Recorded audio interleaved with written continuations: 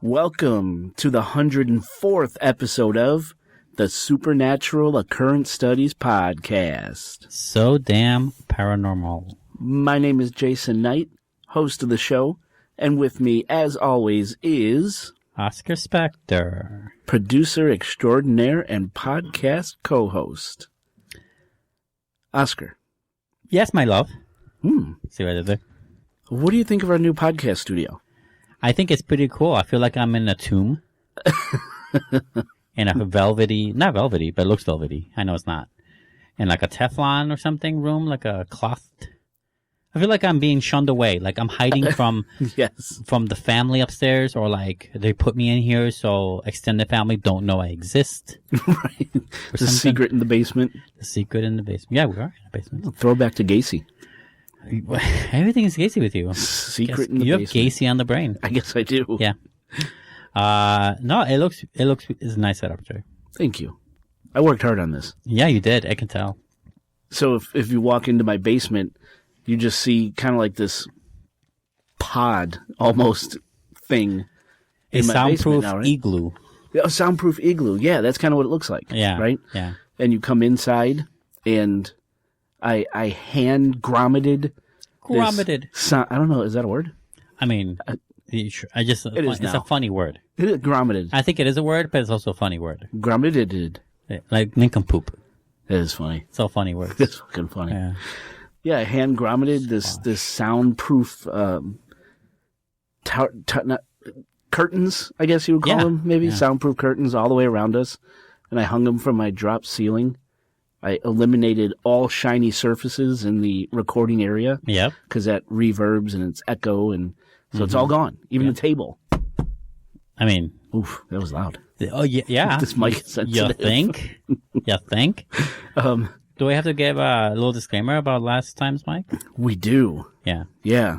So we made the investment in these expensive ass microphones. And yours works beautifully. Mine works perfect. Yeah. You're like, I'm sitting far back from the mic right now. Yeah, And I still sound great in my headphones. Pretty good. This is pretty amazing. But on yours, it's a bad mic. We thought it was just like we just like stupid, like it's like leaving the lens cap on.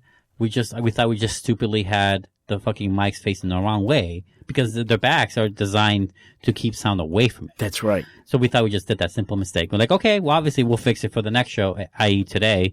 And we come in here and no, it's the fucking mic. That's the fucking problem. mic. I'm using my regular condenser mic for Right. this recording.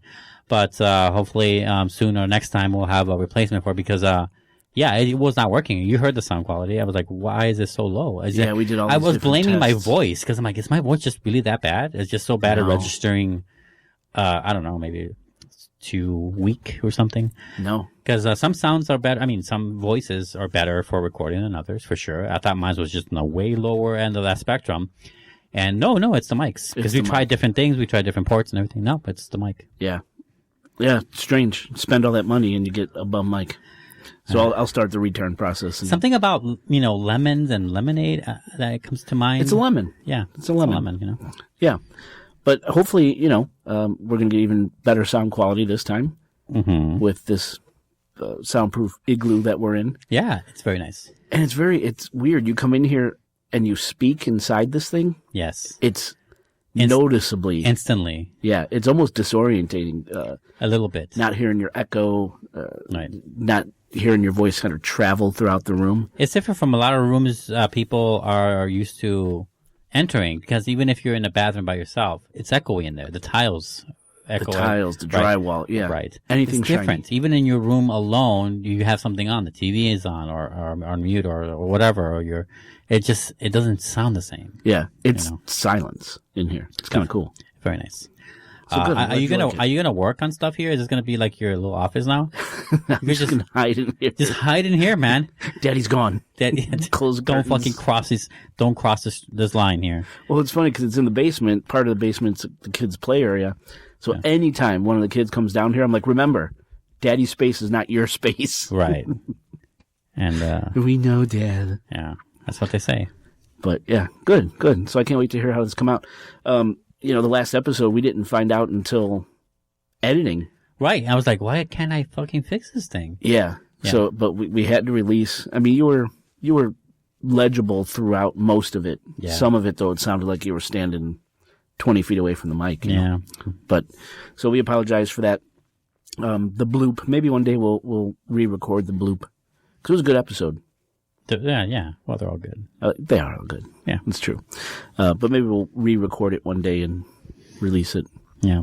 I have a question that I'm sure some people are thinking about. Yeah. Now that it's been like about 5 shows, when is the next part of the Spiderweb coming out? Tonight.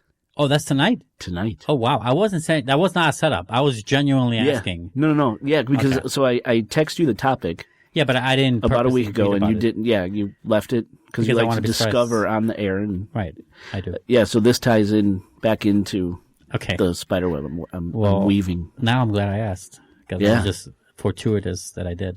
Yeah. Okay, great. Damn, that's nice. I was wondering, like, Jay hasn't done it in a little bit. Yeah. Not that I'm complaining necessarily. I was just like, okay, cool. I didn't, I'm like, well, okay. I should ask him about it. Well, I can't wait to hear what you think of this one. Okay, can't wait. It's weird. It's a murder. I mean, people could read the title. Right. The Arlis Kay Perry murder. Murder? Moiter. Moiter. Yeah. Yeah, which was nationwide news when it happened because it was so horrific and where it happened, how it happened, and things. Then it just kind of disappeared. But there's ties there in this once famous case to my spiderweb that I'm spinning. To your web, right. Okay. In my opinion. This is all my opinion, right? But I think it makes complete sense. Yeah. And we'll see what you and the listeners think about it. Yeah, we'll see. We'll see if you're David Fincher or not. Right. Yeah. Anything new going on last 2 weeks? Yeah, a little something. I got an injury. What? Not like a major injury or like a sports injury. God, I don't do sports, obviously. What are these sporty sports? If you met me once, you'd be like, this guy does not do sports. Anyway. Although I am surprisingly limber for my height and weight. In more ways than one, Jay. Ooh. And I wasn't talking about that way, but now I am. So, what was it? About a week ago? I think exactly a week ago, I went grocery shopping. And I do it almost at night after work. I get out of work at night, so like 10, 11, something like that. Yeah. And I go to, usually the only thing that's open is Walmart. So I have to go there. And I went there and pick up a few things. It was out of like drinks or water and like pop and, food. Yeah. So I'm, dropped off Lexi, whatever, on my way home by myself. I was walking downstairs to the basement where I live. Yeah. Right? With the groceries. I had like 4 bags on me. Uh-oh. I had to make 2 trips anyway, but I was trying to make it as little trips as possible. So I carried 4 bags. And I was walking down the stairs and I miscalculated the last 2 steps. Oh. So I thought the second to the last step was actually, I thought that was my last one, but it wasn't. Oh, dude. So I overstepped and I thought it was the ground I thought it was the next step when it was actually the ground. And I went down and my ankle twisted, and I remember feeling the ankle like bone hitting the ground. Oh. So it twisted that far, it hit the ground like as a twist in. You were lucky you didn't snap your ankle. It did not snap. I definitely fucking stretched out my tendon. This definitely was swollen. It's still a little swollen actually, and I react to pain so strangely, mind you. So I was, I was like, fuck. I was like fucking swearing, and I obviously all this stuff, the gelato I bought was on the ground. Not the gelato. Yeah, I know. I was like, fuck. I'm like, I still have to go upstairs and put everything away. I can't leave everything in the car. I can't leave the gelato on the floor. So like, I manned up. Was it Nacholo? Yeah. Was it Nacholo? Gelato? What's that mean? Oh, is that a brand? Best. No. It's you don't know. It's like hazelnut. Oh, it's delicious. It wasn't hazelnut. It was, okay. Vanilla bean something, or I have I don't know. I bought 2 different kinds. Whatever. Okay. Sorry. No, it's okay. Anyway, so like, okay, so I manned up and like, fuck. So after like 10 minutes of like, just like letting the pain do its work, like just letting it happen. Yeah. And I'm just like, oh, fuck. I just like screaming. Not screaming, but like, swearing. Manned up and I went, I limped upstairs to the car, got the rest of the stuff, went back down, put everything away, finally called Lexi back and like, hey, tomorrow you might have to drive. I don't know what. Luckily I was off the next day. But the point is that like, fuck. And Yeah, the next day was horrible. I was limping the whole time. I couldn't walk very far. It was hard enough to put my shoes on. My one shoe, the right one. It was my right foot. It was terrible. And I thought that driving was going to be horrible. But apparently it wasn't, because the driving, I guess, it requires very minimal effort. With the legs. I thought it would require, I thought it would just like a little bit of movement will make it hard to drive, like to brake. Yeah. I was thinking like, oh my God, can I even do pressure to brake? But no, I was able to do that fine. So I was able to drive, surprisingly enough, and be okay. Man, you lucked out. So like the next day, right, I put ice on it throughout the day, whatever, and all that. I slept fine, by the way, that day of, and woke up pain, obviously. And, cut to the next day. This is 2 days, 48 hours from the incident. And I'm walking fine. Damn. Completely fine. You're like Superman, dude. I feel it right now. I can still feel it when you turn it a certain way. Wow. Like, it's still not fully, it was still a sprain. It's still it's still an injury, whatever. But like, I was able to either accommodate to the pain or it rectified itself, where it's no longer like freaking out over every step. Yeah. So I'm not limping anymore at all. Yeah, because you walked in today, you weren't walking half cocked or anything. Nope. Good for you. Wow. So I don't know how in 48 hours I was fine. And I know people, like if Lexi had that injury or my mom or something, they would be on their beds right now. Like, dude, they would not be able to. That happened to me last Christmas season. I was on vacation from work. We were at a local restaurant / pub. Yeah. Family went for dinner. I was walking out of the restaurant. I had my son Nico in my arms. Yeah. And I missed a step with him in my arms. And I went crashing into the parking lot. But because he was in my arms, I twisted my body to protect him. Yeah, of course. And I heard the snap. I was on crutches for a month. Really? Oh, yeah. You snapped something. Yeah. Oh, it was horrible. Yeah, but you actually did damage. Like for me, I just like, it's like I bruised the tendon or something. I didn't actually snap anything. Wow. Like, lucky. I also walk a lot on my tippy toes, so I don't know if that maybe I have like really strong tendons. I don't know what it is. You walk on your tippy toes? A lot, yeah. That's weird. And every time I'm by myself, yeah, like, cause I have these tile floors in the house I'm in, and I would just like start twirling. Like a little ballet dancer. You twirling pigeon. I just like to see how long I can go before I get dizzy sometimes. So I do it often. You're like a child. I am like a child. Twirling pigeon-toed fuck. I am kind of. I am kind of like a child. Like, I can put my leg on top of this thing, no problem at all, this table. Wow. And like cross my legs and not feel anything. And I don't know, maybe just doing that all the time as a joke because I haven't grown out of anything. Like, maybe I have like stronger than I thought tendons down there or bones or something. Steely tendons. I guess so. Because I'm fine. Well, you lucked out because that could be nasty. Yeah, I know. That could be bad. Yeah. I don't know. Well, I'm glad you're okay. Yeah. Besides that, anything good over the last 2 weeks? I mean, I think that has a good ending. Well, it does have a good ending. Yeah. But I mean, I still feel it. So I still like, probably shouldn't be overdoing. Yeah, you're like, look, I went to work the next day and I was fine. Like, I'm at work standing up all day and I was fine. It was kind of hurting by the end of the day though. Yeah. But that was just from being up all the time. Other than that though, yeah, so I'm gearing up so I have this other podcast called Another Movie Podcast. Another Movie Podcast. Yeah, for those who haven't seen it or heard it. You can't see a podcast. Anyway, whatever.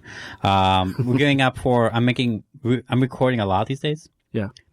Because I'm going to have these bonus episodes as like a Christmas thing. Mm-hmm. I'm going to have like 5 extra reviews just dump all throughout December. And I have 2 down. What do you got down so far? I did extra reviews on Once Upon a Time in Hollywood. Still haven't seen it. And a movie called Anna that came out earlier in the year. Okay. These are all movies that came out earlier. And we just never got around to them on the main show. Yeah. So like I got Lexi to do 2 with me and Roth the other 3, my main co-host. And so we're going to record. So on top of the regular shows, we're doing, I'm going to sprinkle in 5 for Christmas season. Oof. You like punishment. And I clearly do. It's not easy, is it? Because I have to, the thing is that I need to get rid of these bonus titles that I promised already. This is from months ago too. Because something happened and I had to like, whatever, it doesn't matter. Blah, blah, blah. They're all coming out in December, is my point, instead of like early on. Yeah. So like, I need to get rid of all this because the January is a new year, new slate, new different bonuses. We're going to do different kinds of bonuses. So I want to have these old bonuses gone. Got it. So I'm just going to release them as a stocking stuffer for your ears. You know? Maybe we could do a movie review bonus. On what? I don't know, but for Patreon. Yeah, I mean, That'd we be could do kinda that. fun. I don't know what would be a good fit. A good horror movie. We gotta put our heads together and think about that. You know what's funny? I was thinking about that. So I'm trying to make this is unrelated, but now that I think about the title, it might be able to work. I'm trying to make a movie night with my coworkers, friends, and I, right? Yeah. Only the night crew, because that's the only people I know. And I was trying to think of what good what's a perfect movie to please a crowd of people that don't know movies like I do, but also will enjoy it enough to, like, if this is their first time, they can enjoy it in the crowd. I thought of Donnie Darko. That has some funny stuff in it. It's sci-fi bendy. It's also kind of horror-y, but, you know, has a young Jake Gyllenhaal. People like that. I think that would be a good movie. The first movie we did was Mean Girls, and that's a perfect movie, but I already did it. It's gone. Yeah. Right? Mean Girls is done. Now we gotta do another one. I said Donnie Darko to the people, and they're like, two of them were like, fuck yes. And the other two were like, what the fuck is that? And I can just see a lot of head scratching at the end, because I don't even fully understand Donnie Darko. but I also know this particular crowd. I can see them totally digging it. Really? Yeah. So, but I'm thinking that for our show combines a lot of things that we like. On this show for Donnie Darko, because the science fiction angle talks a lot about some of the science or pseudoscience, as some people call it, as to what is possible, what isn't possible, time diffractions, time delineations. You think of the horror element of seeing yourself, the monsters within you. There's a lot of stuff in it, Jay. Donnie Darko. That does kind of fit in with it. The only thing that doesn't fit is our serial killer and stuff, but. You know. Oh, that's fine. You know, that's it. Something to think about. I'm gonna pray on that. So I was thinking Donnie Darko might be a good title, but we don't have to pick that. But yeah, that could be ideal. Cool. Do a little crossover. Yeah. Crossover. A crossover? I like crossovers. Oh, you mean like the Flintstones and the Jetsons kind of thing? Okay. Yeah. Yeah, if I review a movie and put it on my show and then in this show, that'd be kind of cool. I think it's awesome. We'll have to record 2 different intros though. That's all right. Yeah, it's not a big deal. All right. Yeah, let's do it. Done. All right. Anything else? No. Although we're doing our top 10 shows soon. Oh, really? Yeah. Biggest month of the year is December and January. Those are the 2 biggest months of the year for me. How come? Well, December's the end of the year. So I gotta start accumulating and deciding my top 10 shows. And we do 3 to 4 top 10 shows every year. Right. Top 10 movies of the year, obviously. Top 10 discoveries, which is a strange thing to talk about, but it's discoveries, things we discovered that are from different years. Doesn't matter. And then the other one is top 10 TV shows. Oh, okay. Of the year. Okay. So, and I get different guests in for those, and I gotta we have fucking a date, plan everything out and make appointments.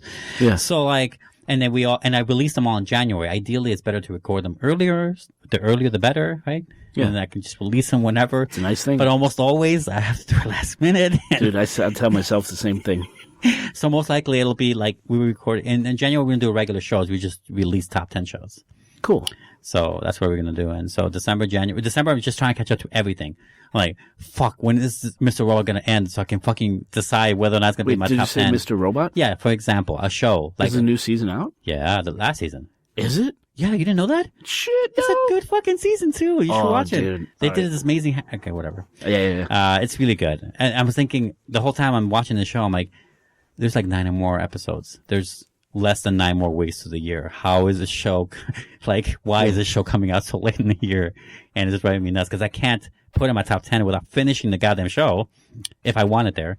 So I might have to postpone the top 10 TV shows. So I have to plan all this shit out and then figure out what they are and watch everything as much as possible. I have a big backlog of movies to catch up on. And, not big, but 20 or so titles. And, podcasting ain't easy. So, and I'm not saying I do the research, the thing that you do for this show, but if I watch a movie and if it's for a review or even for a top 10 show, I need to think about that movie critically. I need to put fucking things down. I need to make tabs and whatever. Yeah. So, I think it was, Reverend Snoop Dogg who said podcasting ain't easy. Reverend Snoop Dogg. Mm-hmm. Okay. Is that what he said? He's a man. Yeah. I'm sure. And, so yeah, I'm thinking that I'm going to take February off from another movie podcast. Try to queue up enough to where you could take a month off. Yeah. No, absolutely. I'm going to try. Absolutely. Anyway, sorry. Now I'm rambling. Kind of, but it's okay, because it's giving a little insight. Okay. Right? Because these massive podcasts, they're not in the studio every week like we are. Oh, you mean the well-known podcasts? Yeah, the well-known podcasts. Yeah. They'll go bang out a couple weeks, just putting in the work and sit back and just release. Right. So if you could take off a month, God bless you. Mm. That's why I miss our trips. Yeah. We would queue up episodes, man. We take out 2 or 3 months off. Yeah. Right? I think that was our biggest time, was 3 months. Was it 3 months? I think so. Wow. Yeah. Not happening anymore right now. Well, now anyway. Not now, yeah. But we got to get back to that. We got to get back to that so we can take a break. Right. And nowadays, if we go to a trip, we're going to decide which episodes we would have normally for the show. Are we going to save for bonuses? Right, for Patreon. We got to start thinking mega ahead. Yes. Yeah. Yes. Well, very good. Yeah. Anything new with you? No, nothing. Nothing. I mean, you set this up. I mean, I built our podcasting igloo here. Mm-hmm. I mean, I started a new job. I'm full swing into the new job. Same company, different position. Yeah. And it's incredibly so you're doggy now. Demanding. What's that? New position is doggy style? Oh, I've been doing that. Oh, okay. Now it's standing up. Nice. Wow. Yeah. I can see why it's harder. Yeah, just very, very demanding. Yeah, I bet. It better be worth it. I mean, I didn't get my first paycheck yet, so we'll see if it's worth it. Yeah, that sucks. Yeah. Yeah. So that's it. It's just been work, yeah. Working on this particular episode in the little bits of downtime that I've had, especially on the road. I'm trying to figure out time management better. I know to a lot of people, I'm a god in time management, but to me, I'm nowhere near close and good enough. No, I'm the same way. Nowhere near close enough. Same exact way. And people are like, "Well, how do you have time for this?" I mean, I don't have enough time for anything. You have no idea how off I am and everything. Right. And they think I'm doing a good job. I'm like, no, not doing good. Not doing good. Because if I was doing good, I'd have this done by now. I'd have this done by now. I would, whatever. Yeah. But I'm trying to figure out a way to time manage better so I can do more, even if it's a little at a time, research for the show and stuff that we talked about, and research here and there instead of trying to do it on one day or whatever. Yes. Or whatever. Happens to me all the time. I'm like, I got 9 days left. I got plenty of time. Let's check out this Netflix show. Right. I got 6 days left. Dude, it's totally enough time. Totally. Let's go over here. Yeah. 4 days left. Sweating. Yeah. I'm sweating. Yeah. Well, let's just have a late dinner and chill. 2 days left. Fuck, I got that thing to do tomorrow. It's the day of. Yeah. And I'm working on it. It's the way. I'm the same way with time management. I was like that in college too. Every essay was the day before. And I usually lucked out and did really good. But I can't do that with everything in life. Yeah, no. No. Now, when you say essay, you mean like a written. Like Hispanic? No. Oh. I see what you did there. No, I mean a written essay. Come on. I mean like a research paper. Got it. Essay. Yeah. That's like an LA thing though. I think they say that more over there. I thought there were cholos over there. They say, but they say essay there, I'm saying. Oh, the cholos say not that. so much here in Chicago? I don't think so. Yeah. Yeah, we make fun of it here, but we would never say it unironically. Really? We would learn just something to make fun day. of people. Got it. Or whatever. But no, when we wrote your essay, I would say that, but not say it essay. No, I never, at least not me. Did you ever say "way"? Oh yeah, everyone says "way." Yeah. Is that strictly a Chicago thing? Or? No, that's everywhere. Oh, okay. Right. Why did I go down that road? I'm sorry. It's okay. Oscar, what are you drinking over there? Coke with what you put? I don't know what you put in there. Cherry Dr. McGillicuddy. I love that name, McGillicuddy. It's good shit. Sounds like it's Macaulay Culkin's uncle. Macaulay Culkin's uncle. McGillicuddy. Uncle McGillicuddy. I don't know why. It does. It just sounds that way to me. It feels right. He was meant to come over and babysit. Right. Little Kevin McAllister. Right, little Kevin McAllister. But he just never made it because he got too fucking drunk. And he got too drunk. He was hanging out with Uncle Buck too much in Chicago. Yeah, that's cross-reference in 2 movies there. I saw what you did. Yeah. Interesting. Oh. I have a Basil Hayden Caribbean Reserve rum, Caribbean Reserve whiskey. Right, yeah. The thing we aged in rum barrels. Yeah. Old fashioned. And we're also drinking this very interesting mead. Should I do this now? If you have to ask. Yeah. The mead is called Necro, and it's by what's wrong with my voice? I don't know. Are you getting gun shy? It's by Bee Nectar Meadery. And it is my eyes are horrible. It's a mango mead with black pepper added. Blepper, yes. Bloop? Blepper. No, not bloop. It's blepper. And the bottle, and it's decent. It's very light. Yeah, I was thinking like it was like a beer. Kind of, like a very light beer. Right? Kind of. Well, it's a very light beer. A very light mead. It tastes like a beer. Yeah, kind of. You know and it's a little carbonation. Right. But what I thought and it's not my go-to. No, not my go-to either. But it's not bad either. I mean, I'm drinking it. It's fine. The bottle is dope as shit. It's got this kind of like zombie-looking vampire on the cover, on the label. Yeah. So that's what caught my attention, of course. I bet it did. You literally bought something for this cover. Oh, hook, line, and sinker. Yeah.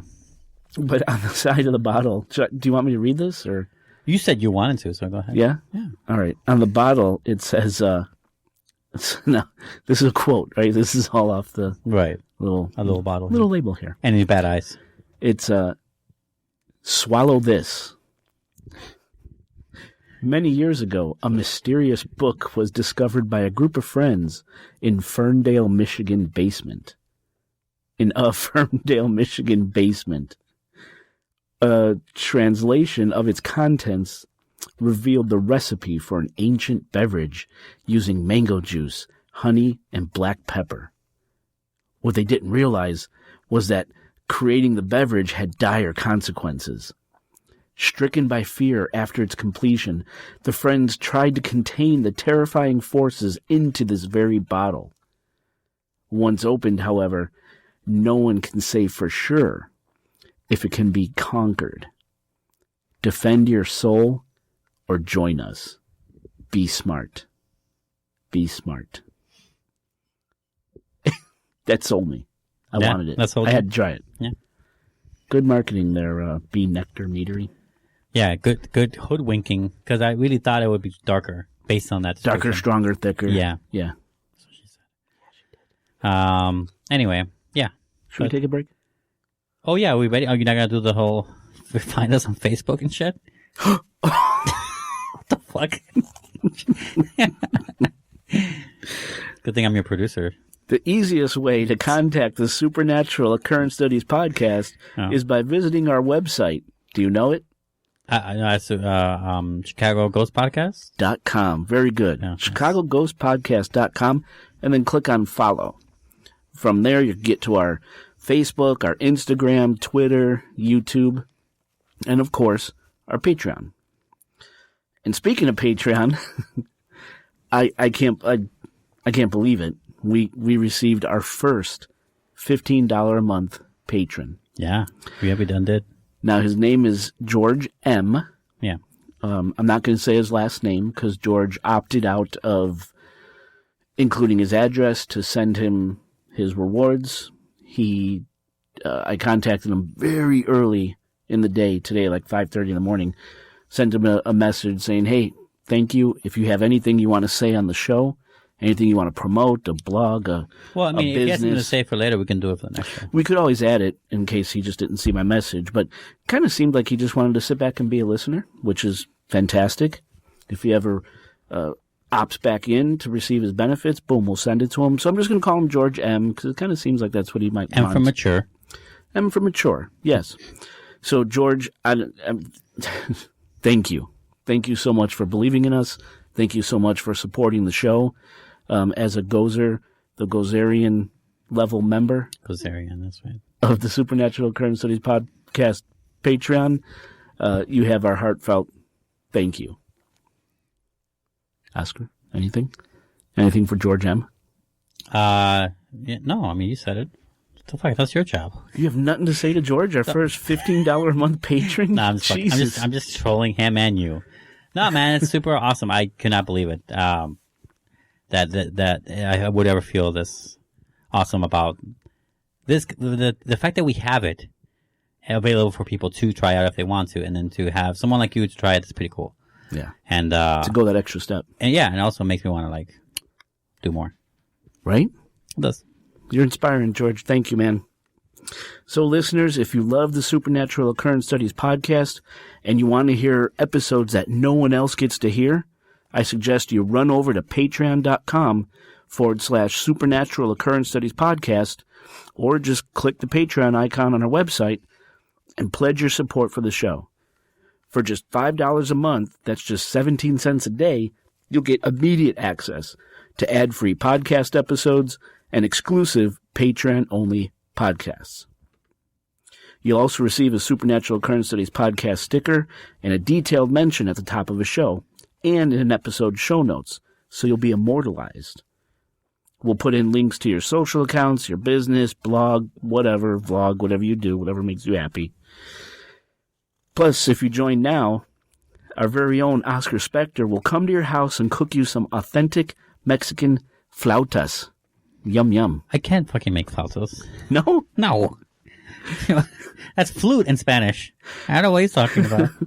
So visit our Patreon and pledge your support now. You do not want me in your kitchen. No? I don't think so. I would let you cook in my kitchen. Really? Yeah, of course. Better men than you have tried. Leave us a voice message or a text. We'll read them and play them on the show. Call Chicago area code 872-529-0767. That's like Sioux City, Iowa. It's not. It's not. It's Gold Coast, Chicago. Mm-hmm. That's 872-529-0767. Hit us up. Our email is contact@chicagoghostpodcast.com. Send us a message about anything, and we'll likely read them on the show. Instagram and Twitter is @ChicagoGhosts, plural. Facebook is @Chicago Ghost Podcasts. And speaking of Facebook, one of our listeners, Mike S., asked us a question. Mike's. Yes, and I'm leaving out his last name because he sent this as a message, right? It wasn't posted public. He said, quote, "Have you ever investigated, or do you ever plan to investigate, Joliet State Prison? I recently saw a certain paranormal group on the Travel Channel investigate the prison on TV. And with all their hysterics and here's an orb, there's an orb, I don't know if it was true or a fair investigation. If you saw the show I'm referring to, what are your thoughts?" End quote. It does sound a little familiar. I think I was, it doesn't matter. I was in a physical therapy hospital or a hospital that deals with that. Yeah. Like some sort of special care. And I saw on one of the TVs, one of these ghost shows, and they were in a prison. I don't know if it was the same episode or the same show he's talking about, or if it was even that same Joliet prison. Yeah. But they were in a prison, and it looked ridiculous to me. Yeah. The whole thing looked ridiculous to me. So Joliet State Prison, obviously incredibly popular. That's where they filmed Blues Brothers. Yes. I can't think of famous prisoners off the top of my head, but, it's here in Illinois. I've never visited it. Have you? No. It's open for tours, or do they tear it down now? Shit. I think it's still up. And you could actually pay to take tours of the place. That could be something that's really interesting for the show. I mean, it's local. It's historic. I would drive there. And I know there's been famous prisoners there. I just can't. Did Gacy do time there? I think he did. I think Gacy did some time at Joliet for till he was transferred. You're way more of a Gacy head than me. Bless it. That's. I should have been prepared with that. I think Gacy was there. I think that might have been where he stayed until he died. Actually, until he was executed. Oh, you're kidding? He might have been executed at Joliet State Prison. Now that I think about it. Oh, okay. Yeah. So I would love to visit there. That could be a great thing to get the show back on the road, because it's been about a year since we've hit the road. Yeah, we didn't go on a trip this year. As far as I know, the show he's talking about, I could probably say it, Ghost Adventures, whatever. Zach's from Illinois, actually.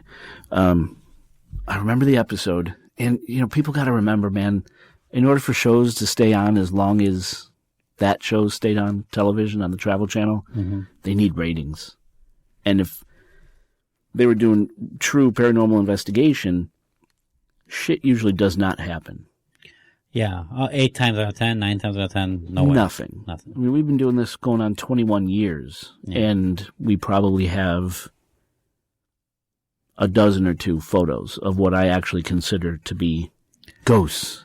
Right, and Right. maybe add another, Out of all that time. and maybe double that in experience that we can only relay, Yeah. but not like show proof of. Right. Because we've Yeah, had a lot exactly. of, right? Communally, we've had a lot of experiences. We've caught EVP, Right. right? Over in the Ohio Islands. That's right. Listened to PD Makes an Appearance, the podcast episode. It was a bonus. You could hear an EVP we captured. But that stuff is so incredibly rare. Yes. Rare. Out of 21 years, we maybe have a dozen or two photographs. And those photographs are on the website. Right. People could see what I'm talking about. But with these television shows, shit happens every 5 minutes. Yeah. And it's just not the way it is. Nope. And we've been into some really fucked up places before. Yeah. And shit just doesn't happen that way. So people got to remember they need ratings. You know they how have to keep it interesting, you know keep how you when, watching, like, to keep advertising going. Yeah. You know how lawyers, like when they watch a movie, a court movie, like Primal Fear or something like that, they always make fun of how ridiculous it is, or they look at, or like a computer engineering guy looks at a movie about hacking and like, that'll never happen that way. That doesn't make any sense. Yeah. Or a doctor, right, sees the doctors, or a cop sees how the regulations in a cop movie is. It's like, I feel the same way when I'm watching a haunted house movie. Or like, Or one of the a or like movie or one of these shows. a movie one and of the quote unquote real one shows. of these shows as well, but also the movies in general. Like, I'm like build up. Come on, man. You gotta build it up. Where's the energy? Right. Like, right. I'm like, or like one of those found footage horror movies, where it deals with hauntings or like exorcisms. I'm like, I wish I was excited. Oh, I wish it was that exciting. Right. It's not. It's literally really not. not that exciting. It's a lot of waiting and hoping. Yep. You know, so now, do I think Joliet State Prison is haunted? Could be haunted. Totally. Yeah, absolutely. Totally could be. Absolutely. Yeah. The pain, the suffering, the angst, the anguish, the anger. Yeah. I would say that some of that's absolutely. residually staying on the walls. Yeah. Absolutely. That shit, yeah. And it's it probably lingers. peaks and valleys of it too, and that could be fun to sense or generate or even hopefully one day see. But to actually see it and have proof of it on top of the many of those peaks and valleys of energies, it would have to be at the right goddamn time. Yeah. It's just going to be very hard. It's difficult. Absolutely. Yeah. So hopefully we answered his question, but yeah, that's it. And finally, the easiest way to support our show is by leaving us a 5-star ratings on iTunes. Not 4. Not 4. No, not 4, because we got a perfect 5 going. So iTunes ratings help listeners just like you find our little passion project. So please help us out and leave us some love on iTunes. You could do it right off the phone you're listening to the podcast on to right now. Nice. On to? Good English. What? It sounded right at first, and then you said more. I talk good. You talk good. So just pause the episode, jump over to ratings, leave us a 5-star review, come right back, and you'll pick up where you left off. Well, if you listen to your headphones, you could do that without stopping the episode. This is true. Yeah. Can you? Of course you can. Yes. I At know. work, I listen to 5 episodes. I know. 5 podcast episodes and working at the same time. That was a teachable moment. Yes. Oscar, now we can take a break. Okay. It looks like you want to. Let's do it.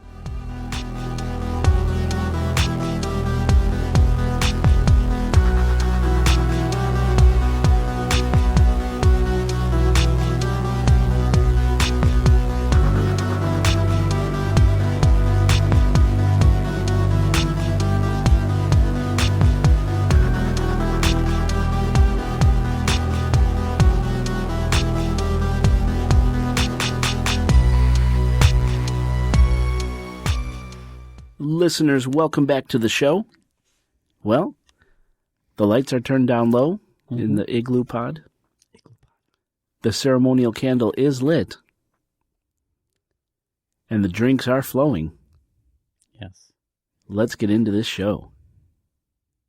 So, as we already mentioned in the intro, we're getting back to my serial killer spiderweb. It's been a while since we talked about it. I kind of wanted to take a break from getting into the minds of serial killers, but we're back.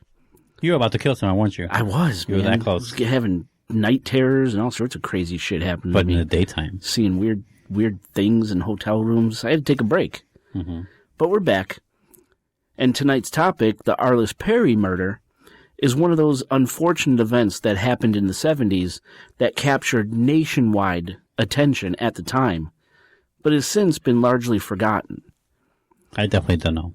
Right. Arlis Perry's murder was brutal. Make no mistake. but I think the location where the murder took place is what shocked people the most. You see, Arlis Perry was murdered in a church, one of the most prominent interdenominational churches in the West, to be exact. What does that mean, interdenominational? All faiths are welcome. Oh, you're kidding. Okay. Yeah. The Stanford Memorial Church, a beautiful Romanesque-style house of worship located right smack in the middle of Stanford University over in Stanford, California. And to me, after reading countless articles about this disgusting crime, there definitely seems to be meaning behind her murder. I don't think the murder of Arlis Perry was a run-of-the-mill, random psychosexual killing like local newspapers tried to say it was. To me, when Arlis was killed, where she was killed, the way she was killed, and the position of her body when found, to me, screams ritual. And I believe it ties into this serial killer web I'm spinning. Now, before we get into the crime and talk about what I think are connections to my web, let's set the stage and understand a little bit more about who Arlis was and how she found herself at the Stanford Memorial Church at around midnight on October 12th, 1974, the night of her murder. So, Arlis Kay Perry was born Arlis Kay Dykma on February 22nd, 1955, in Bismarck, North Dakota. And for all intents and purposes, Arlis's life wasn't extraordinary. And I don't mean that in a negative. What I mean is she lived the everyday American small-town life.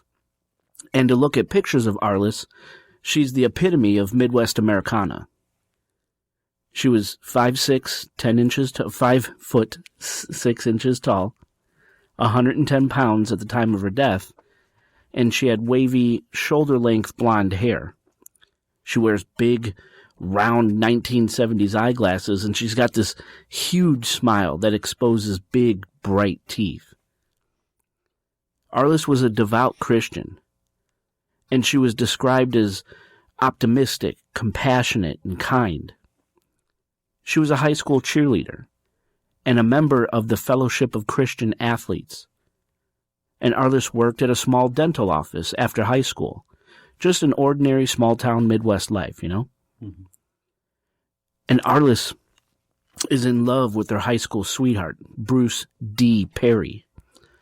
And Perry, in turn, is in love with Arlis.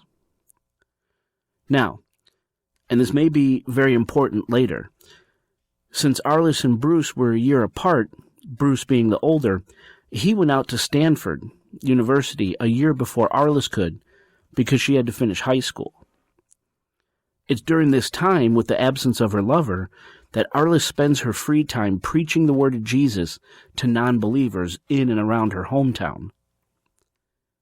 Bruce Perry returns to Bismarck after completing his first year at Stanford, and he and Arlis get married in August of 1974.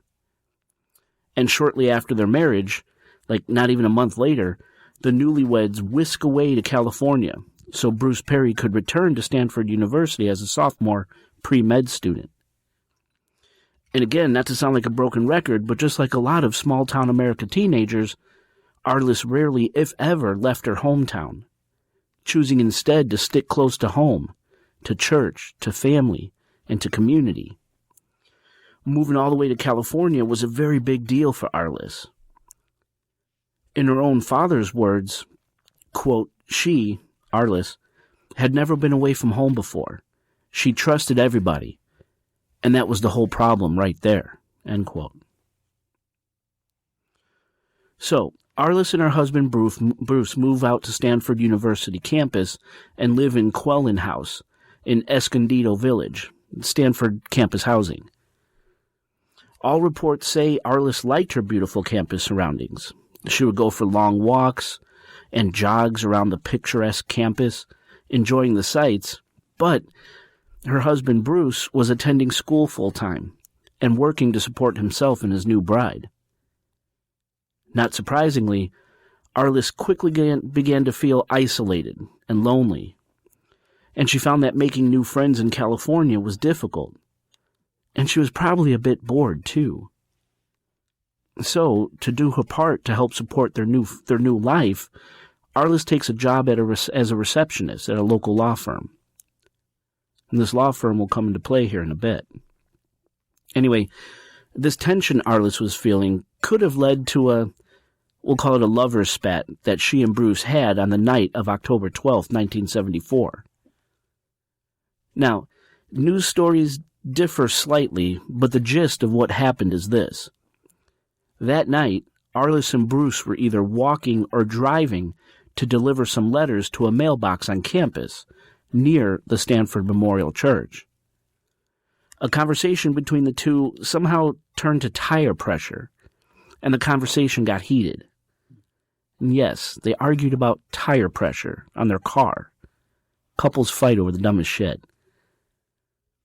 Either Bruce wanted Arlis to check the tire pressure on their car, or Arlis was angry at Bruce for not checking it or not wanting to check it. Either way, Arlis ultimately tells Bruce she wants to go to the Stanford Memorial Church to calm down and pray. He agrees, and she leaves. This would have been about 11:30 p.m., and she's never seen alive again. So, at around 11:35 p.m. on October 12th, 1974, a security guard named Stephen Crawford saw Arlis Perry enter the Stanford Memorial Church. Crawford says that as Arlis was entering the church, he witnessed two people leaving, and he also saw a young man entering shortly after Arlis. This man was described as being no more than 25 years old, with sandy blonde hair, wearing a blue short-sleeved t-shirt. Now we have to pause here. Remember I said Arlis had taken a job at a local law firm to kind of kill the boredom and help support her new family? Nope, I forgot. Oh, well, I said that. Oh, okay. I believe you. Well, at the law firm where she worked, during the afternoon, the day before she was murdered, witnesses claimed to have seen Arlis arguing outside the firm with a young man who was not her husband. Witnesses described the man as being approximately 25 years old, with sandy blonde hair and a stocky, athletic build. This man seen arguing with Arlis and the man entering the church after Arlis the night of the murder, he's never been identified. It's very strange. Yeah. Okay, unpause. So the security guard, Stephen Crawford, saw Arlis enter the Memorial Church, and shortly thereafter, he claims to see the sandy blonde-haired man also enter the church, right? Then at about 12:10 on October 13th, so this is 12:10 a.m., on October 13th, 1974, Stephen Crawford returns to the Stanford Memorial Church to lock up. He takes a look around. He doesn't see anybody, but just in case, he shouts out that he's locking up and that anyone still there should finish up their business and leave. Security guard Crawford gives it a few minutes, and satisfied the church is empty, he locks up for the night. And he claims to have regularly checked on the church throughout the night, as that was his job. And at all times that he checked the church throughout the night, he claims all doors were locked, and nothing seemed amiss. Now, as time passes, and Arlis doesn't come back home, her husband Bruce Perry begins to worry. First, Bruce heads out to the church, where Arlis said she was heading. There he finds all doors locked and nothing out of the ordinary. He walks around campus searching for his wife, but of course, he doesn't find her. Then at around 3 a.m. on October 13th, 1974, Bruce finally calls the police. Bruce tells him the story, lets him know Arlis was headed to the Stanford Memorial Church after they had an argument, so the police head right over the church. But again, just like Bruce, the police find nothing unusual at the church. Everything is locked up tight. It isn't until 5:40 a.m. on October 13th, 1974, that Stephen Crawford, the security guard, returns to the church and he discovers a side door is already unlocked and partially open. Police would later determine that the door had been forcibly opened from the inside. Crawford enters the church to check it out to make sure nothing on the altar was stolen, and that's when he discovers Arlis's body. Crawford immediately calls the police, and he tells them simply, and kind of strangely, quote, "We got a stiff one here," end quote. You're kidding. Really weird way to put it, right? Yeah. So, what did security guard Crawford find?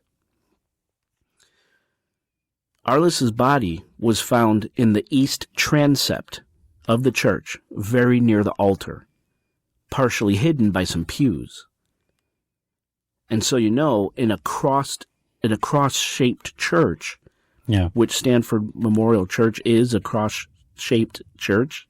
That's hard to say. Yeah. Transepts make up the arms of the cross. Okay. So Arlis's body was found in the east arm of the cross. And I want to take a moment here because I think Arlis's body being found in the east arm of the cross, the east transept, has a lot of significance for the killer. Remember, the papers started to say that this was a random thing. This is a random psychosexual murder, nothing to see here. No collusion, no conspiracy here. But I don't think that's true. So her body being found in this very particular location, this east transept, I think is significant. Now, in general, east, the direction east, is known as the cardinal direction. It's where the sun rises, and therefore has a lot of religious undertones, especially for Christians. And since the sun rises in the east, east was seen as symbolism for Jesus Christ, the light of the world, and the direction of his second coming. The eastern sunrise is also associated with Jesus' resurrection. As in the Gospels, Jesus rose from the dead at dawn.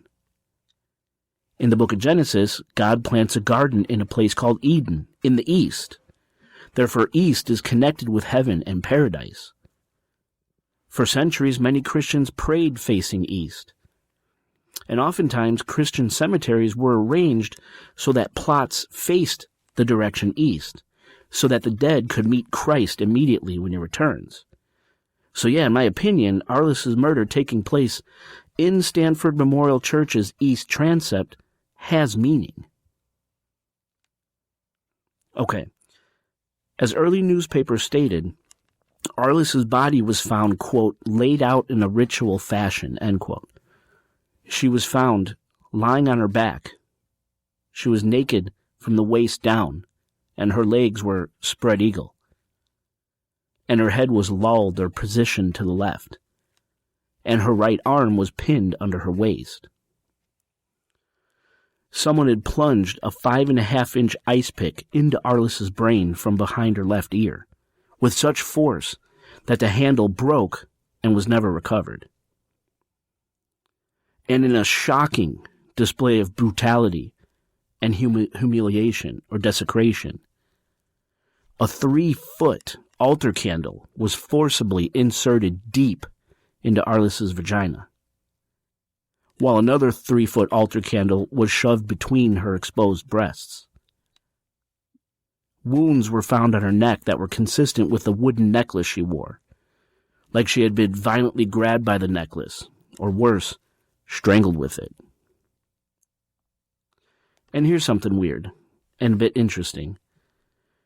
Arlis's jeans were draped over her body, with the waist of the jeans positioned between her spread legs, and the legs of her jeans outstretched over each of her actual legs, forming kind of a V shape over her body. And the whole scene, meaning the way Arlis was laid out, including her jeans, is eerily similar or reminiscent of something called a unicursal hexagram. Now, listeners, I'll leave a link to this unicursal hexagram symbol in the show notes so you can see what I'm describing. You got to see this so you could picture this symbolism that the killer tried to lay out. I've seen it before, yeah. You've seen it? Mm-hmm. Okay. Now, if you look at the unicursal hexagram symbol and imagine Arlis's head is the topmost point Her spread eagle legs are the bottom 2 points, which are pointing down, and her outstretched jeans make up the symbol's bottom point, and its 2 upper points, the ones pointing up. It totally looks like the scene could have been staged to resemble the unicursal hexagram. Right. And why is this significant? Well, we'll discuss that in a bit. But definitely check out the symbol so you could see what I was referring to and get a better picture of this, how her body was laid out. Make sense? Yes. I see it right now. Yep, that's it. Exactly. So now you see where her head could be? Yeah. Her spread eagle legs and the jeans pointing up? Yeah. Perfectly forms that symbol. Yep, I see it. Mm-hmm. So it was a gruesome crime scene, all right? Now, semen was found on a kneeling pillow found near Arlis's body.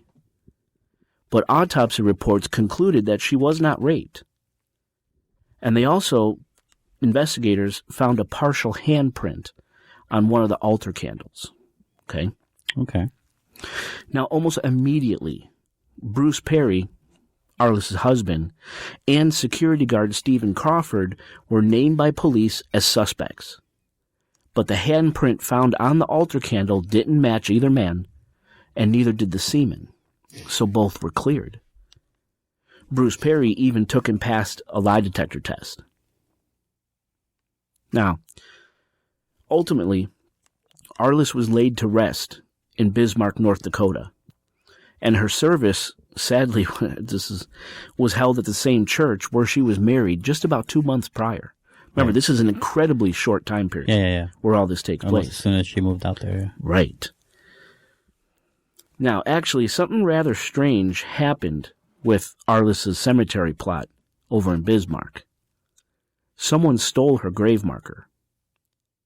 No other markers or plots were disturbed in the cemetery, just hers.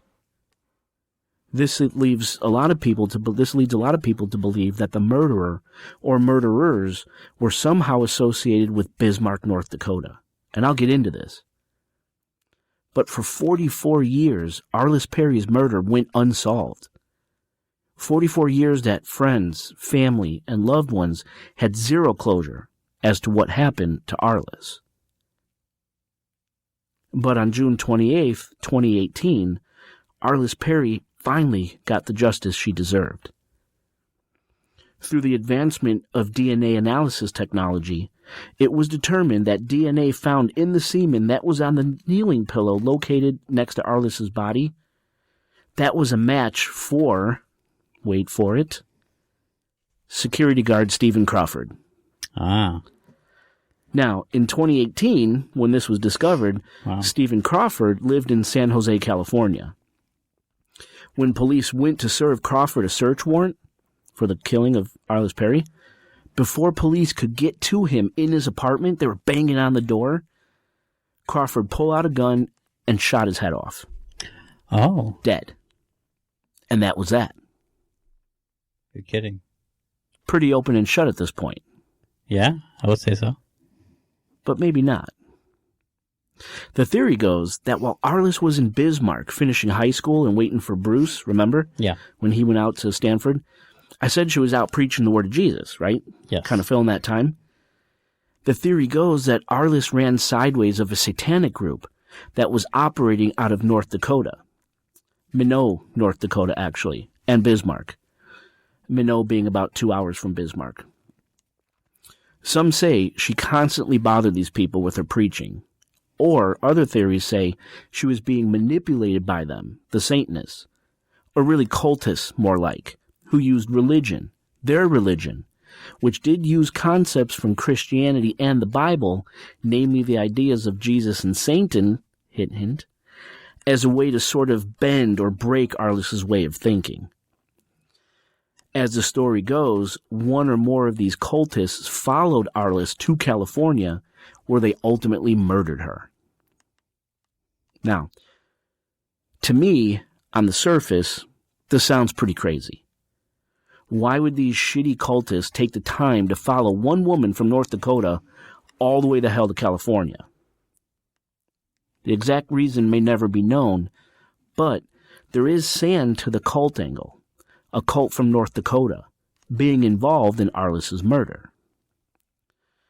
Now, we have to stretch way back to Supernatural Occurrence Studies podcast episode 87, Mr. Monster, where we discussed in great detail the son of Sam, David Berkowitz. In that episode, we mentioned that Berkowitz himself claimed to be part of a cult operating out of Yonkers, New York, and Westchester, New York, that also had a branch operating out of Minot, North Dakota, and Bismarck, North Dakota, which had somewhere around 20-something members, the North Dakota cult. Right. This North Dakota cult was believed to be headed by none other than John Wheaties Carr, the son of Sam Carr, the man who owned the black dog that supposedly spoke the kill commands to David Berkowitz, and someone who is considered a possible additional shooter in the Son of Sam killings. In the Berkowitz episode, we mentioned that John Carr was known to local North Dakota authorities as being a schizophrenic, drug-dealing cult member. So even the police knew that John Carr was into some shit. John Carr was stationed at the Minot Air Force Base, and ultimately, John Carr was found dead in an apartment on the Minot Air Force Base of apparent quote-unquote suicide in February 1978, bullet to the head. And if you remember in that episode, we stated that near Carr's body, a 666 was found scratched into the dried blood on one of his hands. And the letters NYSS were found written in blood on a wall near his body, likely referring to New York, Son of Sam, NYSS. And if you remember from our Mr. Monster episode, we mentioned that witness descriptions and police sketches of the Son of Sam shooter have a striking resemblance to John Carr. Early 20s, sandy blonde hair, athletic build. I even read in the Stanford Daily that Berkowitz sent a book about witchcraft to North Dakota authorities with an inscription that said, quote, Arlis Perry, hunted, stalked, and slain, followed to California, Stanford University, end quote. So was the man seen arguing with Arlis outside her law firm, and the man seen entering the church shortly after Arlis did, was that none other than John Carr? And was Crawford in on the murder? Security guard, Stephen Crawford. Was Crawford part of the same cult? Only its California branch. And remember, even locked away in prison, Berkowitz gets very skittish whenever he's questioned about the cult he belonged to, refuses to talk about them. He was already arrested by then, right? Yes. Refuses to talk about them. Is it fear of retaliation? What is it? If Berkowitz, John Carr, and maybe even Stephen Crawford to some degree were all part of the same web, is shooting yourself in the head like Crawford did preferable than being interrogated by police and revealing details about the web? Now, of course, I don't know for sure, but it's definitely damn curious. Then there's the deep connections to Arlis's murder and English occultist and ceremonial magician, the Great Beast, Aleister Crowley. Crowley's birthday is October 12th, 1875, the same day as Arlis's murder. And Crowley was born at 11:42 p.m., right around the time authorities believe Arlis was killed. And Crowley's zodiac sign was Libra. Libra was visible in the night sky the night Arlis was murdered. Now, Crowley, this is a guy whose famous quotes include, "Do what thou wilt shall be the whole of the law," and "Ordinary morality is only for ordinary people." Go balls to the wall, in other words. Be you to the nth degree, no matter the cost. Does that sound like the beliefs of something else we've talked about in the past? Think about that. Then there's that unicursal hexagram we mentioned earlier. Remember, the unicursal hexagram is the symbol that Arlis's body was posed to supposedly resemble. Well, the unicursal hexagram was a symbol used heavily by Aleister Crowley in his occult philosophy called Thelema. And Crowley borrowed that symbol from Heinrich Cornelius Agrippa's De Occulta Philosophia Liber Tres, or the 3 books of occult philosophy. Now, the unicursal hexagram is the equivalent of the Egyptian Ankh, or the Rosicrucian Rosary Cross, in that the symbol represents the interweaving of microcosmic forces, like the 5 elements, earth, water, fire, air, and space, and macrocosmic forces, like heavenly forces and the divine. So yes, I believe there is occult significance to the way Arlis Perry was ultimately laid out at the foot of the altar. You follow? Yep. Now, I did a fun little exercise, and I looked up the moon phases in 1974. I actually did this. It's funny because I saw it too.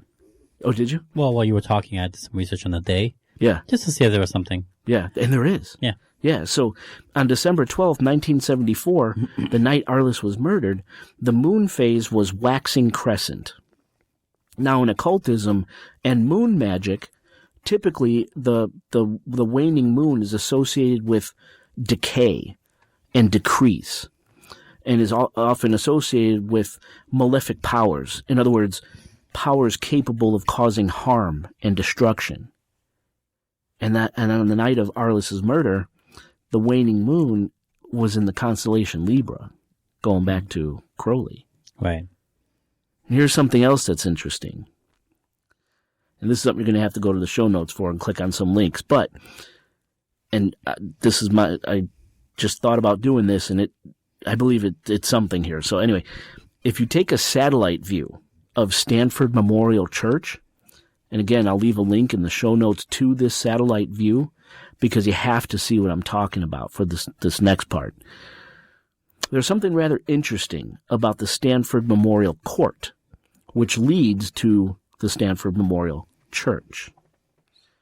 So go ahead, pause the episode, and click on the link in the show notes. It's called Satellite View of Memorial Court. Once you do that, you should immediately notice 2 huge symbols right in the middle of the courtyard, 2 large X's with a line through their center. And the center line acts as a pathway leading right to the Stanford Memorial Church. Now, when I saw this, it bothered me, like a lot. So I did a ton of research and discovered that those symbols, if that's what the courtyard designers intended them to be, those symbols do in fact have meaning. One is a Christian meaning, and one is an occult meaning. Now, one meaning, if taking the symbol literally, meaning all 3 lines, in Christian symbology, those lines arranged in that specific way stand for something called Christmon, or a Christogram, which is literally the symbolic representation for Jesus. And the courtyard symbols look just like the Christogram, complete with the P shape at the top of the symbol. Go ahead, take a look. So if we go back to the ritual cult-like murder of Arlis Perry, the location where she was murdered just so happens to have 2 huge Christograms, the literal symbol of Jesus, 100 yards away or so from where she was ritualistically murdered at the foot of an altar. Come on. It's like the murderer or murderers killed Arlis in that specific location as a complete affront to Jesus Christ. Arlis was literally sacrificed at the altar, a mere stone's throw away from 2 huge symbols for Jesus Christ. I don't know. Now here's the occult connection. If you look at those courtyard symbols again, you'll notice a roundness at each end of the X. You might have missed it the first time you looked at the courtyard symbol, but go ahead and take a look again, and you can't miss it. Now, the X with the rounded ends is the occult symbol for Aldebaran. In this example, the walkway forming the vertical line through the X's is just that, a walkway, and not part of the overall symbol. Again, check the show notes. I leave a link to the actual Aldebaran symbol so you can see what we're talking about. Now, Aldebaran is the star that makes up the fiery eye of Taurus, the bull constellation. It's the 14th brightest star, 150 times brighter than our sun, matter of fact, and almost 50 times wider. And Aldebaran is best seen between fall and spring. Arlis was killed in October. Now, in occultism, or more specifically star astrology, Aldebaran is known as the Watcher of the East. In which transept was Arlis's body found? The East transept. Well, Aldebaran is said to portend riches and honor, and it bestows intelligence and ferocity and the gaining of power and wealth through others, like power and wealth gained through war or the conquering of your enemies. Aldebaran could also be a harbinger of violence and sickness, and it could influence people who are restless and riotous by nature to be even more so. And Aldebaran was visible in the night sky the night Arlis was murdered. So, there's a lot of coincidences when it comes to Arlis's murder and the occult. There's meaning there. Arlis wasn't random. And these California cults were in deep.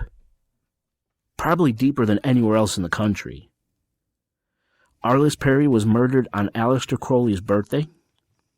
Killed very near, if not at the time Crowley was born.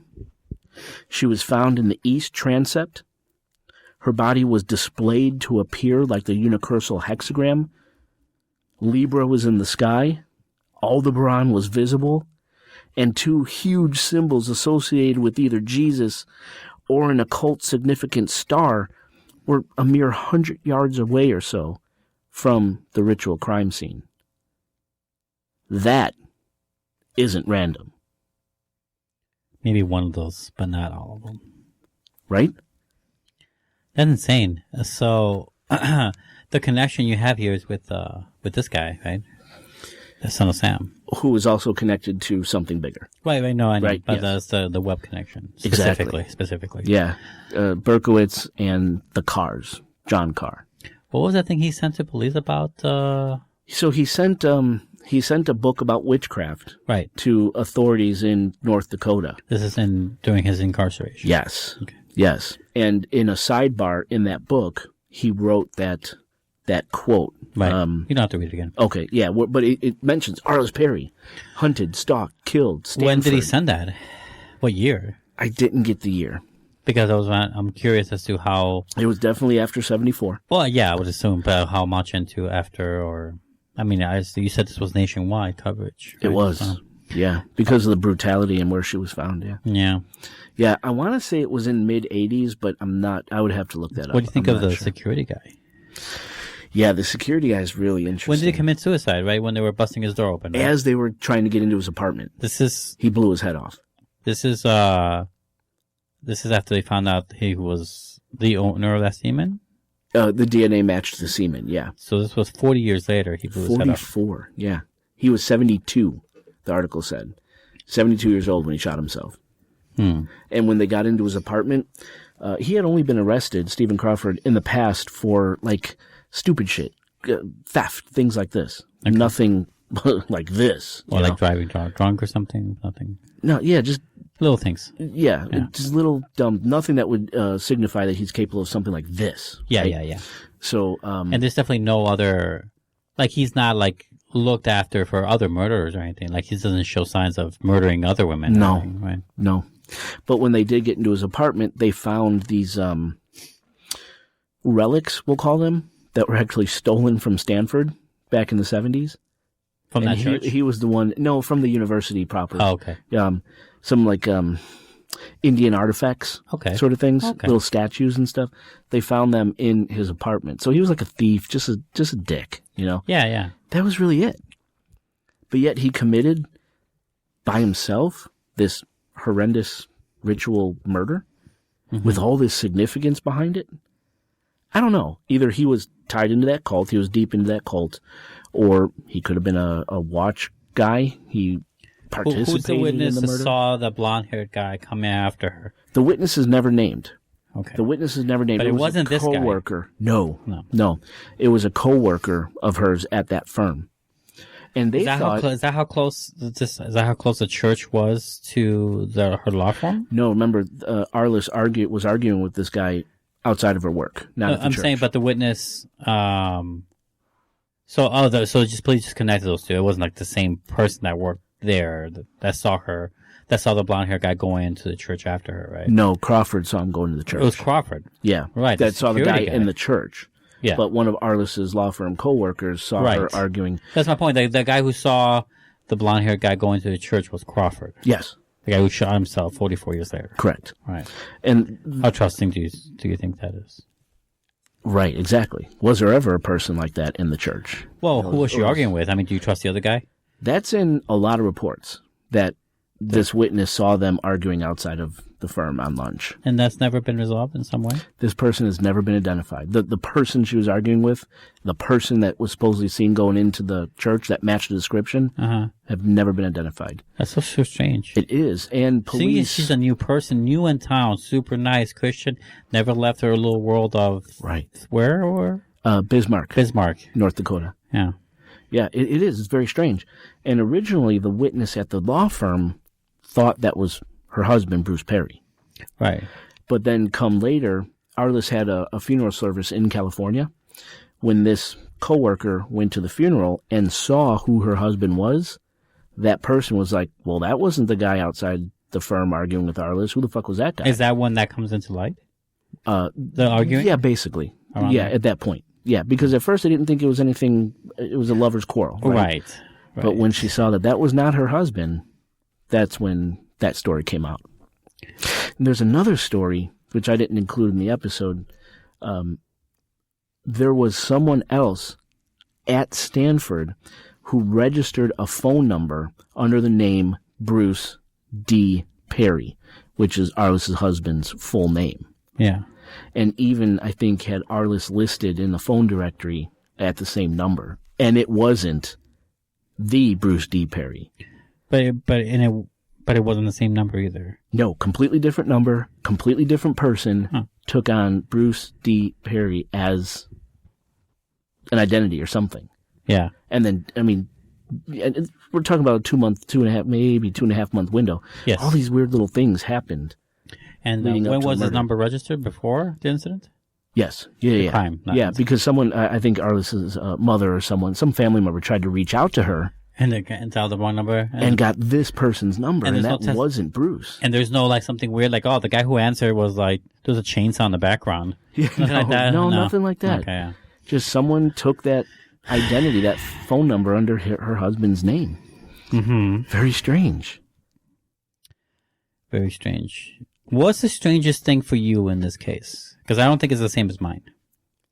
For me, it was all the connections that I read about and that I discovered on my own to occultism. Okay. Those symbols, I don't know if I saw you on your phone. I don't know if you're looking up that symbol, but I did. When you take a satellite view, it is plain as day. And if you do research and you follow those symbols, it leads down some crazy holes. Now, I don't know if the original designers of that courtyard meant that to be, or it just so happens to look like it, and these cultists took that as the sign, right? Yeah. And decided to commit this ritual murder there. I don't know, but it's damn curious. And the constellations, and the Aldebaran, and Crowley, and too much. For me, the strangest thing is that she decided to go to church that night. Well, remember, she was known as being kind of, I don't want to say fanatic, but she was very devout. So she found... That's a nice word. That's a nice version of fanatic. You're good. You're right. Yeah. So she took solace in church when she was feeling down, when she was feeling stressed. Back home, she would go to church and pray. Cool, whatever floats your boat. Just everything so about she was this just thing, following that pattern. Everything about this thing does not seem like crime of opportunity. No, I agree. That was planned. This was a thing. How do you plan a fight where she would want to go to that church that night? That's a good point. How do you plan that? You don't. I guess. Well, unless the husband's Unless the husband's involved or or lying. she is too, and she knew what she was getting into. Not saying that was actually. Yeah. I'm not saying that's actually true. I'm just saying, the people in that car, if one of them is engineering the fight, most likely the driver, because he's going to drive past the church for her to suggest to stop in there. Oh, it's her to time it right to want to go in that church as he's passing it. Right. You know, it's one or the other, Jay. Unless you're implying, let's just go deeper into science fiction or not science fiction, but maybe science pseudo fiction and say that, I don't know, she's being manipulated psychically somehow. But I don't know. You know, like the buck stops in that car.